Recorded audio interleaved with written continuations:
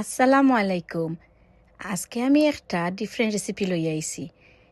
আপনারা সবাই হয়তো মাছ মাংস চিকেন সবেও খাইন, বাট লিভার চিকেনের কলিজা এটা খাইতে অনেক ভালো লাগে, কিন্তু প্রায় মানুষে জানে না এটা কিলা খান বানানি লাগে। চলো আজকে আমি দেখাইমো আপনারা এটা বানাইয়া। আর এটা সত্যি অসাধারণ একটা মজার রেসিপি হয়েছে। যদি আপনারা এটা বানাইয়া খাইন তাহলে অবশ্যই অবশ্যই ভালো পাইবা।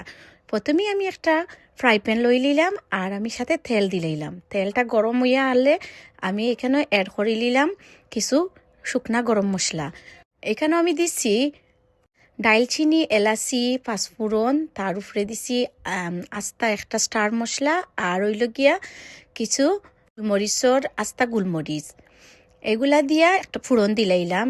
লগে আমি ডালি দিলাইলাম পেঁয়াজ। আমি পেঁয়াজ রে এখানে অনেক বারিক করে কুচি করে লিছি। কুচি করা পেঁয়াজটা আমি দিলাইছি। এখানে আমি কিন্তু পেঁয়াজের পেস্ট ইউজ করিয়ার না।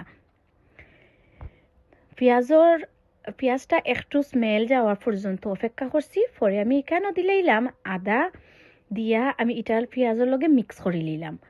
পরে আমি এখানে অ্যাড করে লইলাম রসুনের পেস্ট। রসুনের পেস্টটা দিলাইলাম, দিয়া আবার বালা করি লাড়াচাড়া করিয়া একটু সময় রাখি দিলাম। যখন রসুনের পেস্টটারও খাসা খাসা ভাব যাইব গিয়া, তখন আমি অ্যাড করে লইলাম এখানেও টমেটোর পিউরি। টমেটো পিউরিটা দিলে কিন্তু স্বাদটা অনেক মজার হয়, অসাধারণ একটা ফ্লেভার হয়, ডিফারেন্ট একটা ফ্লেভার হয়। আর অবশ্যই আপনারা ট্রাই করবা টমেটোর পিউরিটা দিতা। যদি টমেটোর পিউরি খেলোর কাছে থাকে না, তাহলে টমেটোরে খাটিয়াও দিতে পারবা। দিয়া সেক্ষেত্রে একটু সময় ওয়েট করিয়া টমেটোটারে পিউরি হওয়া পর্যন্ত, সফট হওয়া পর্যন্ত বালা করিয়া এটারে মিক্স করতে হইবা।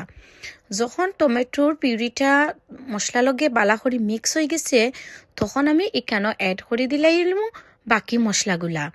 চলকা দেখাই আপনারা আমি কিতা কিতা এখানে অ্যাড করলাম। প্রথমে দিলাইলাম আমি হলুদ গুঁড়া, লবণ, কাশ্মীরি লাল মরিচের পাউডার আর রেড চিলি পাউডার দিয়ে আমি বালা করি এটারে মিক্স করিয়া দিলাইলাম। এইবার আমি অ্যাড করিলাইমু এখানে বাকি গুঁড়া মশলাগুলা। এখন আমি দিলাইলাম ধনিয়া গুঁড়া, পরে লগে দিলাম জিরা গুঁড়া, এরপরে দিলাম পাঁচফোড়ন পাউডার, তারপরে দিলাইলাম আমি কেন গরম মশলার পাউডার। এই কলিজা বোনাত কিন্তু এই মশলাগুলা স্কিপ করা যায় না।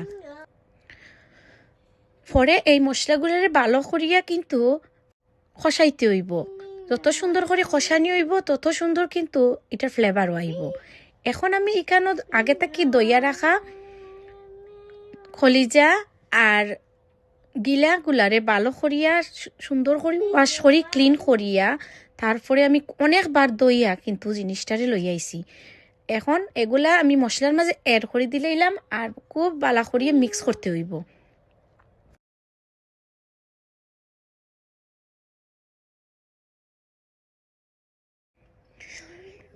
যখন এগুলা মশলার সাথে মিক্স হয়ে যাব, তখন আমি কেন দিলাম গরম পানি। অবশ্যই গরম পানিটা অ্যাড করার চেষ্টা করবা।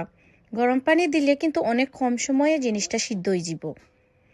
তারপরে আমি অল্প কিছু গরম পানি দিয়া এটারে আরেকবার আমি খসাইমো খুব বালা করিয়া পানির মাঝে আর মশলার মাঝে, যাতে যে জুল যেটা হইব এটা একবারে মাখু মাখু হইয়া তরকারির গাল লগে লাগি যাব এটা। তারপরে এটারে কিন্তু বালা করে মিক্স করে দিতে হইব।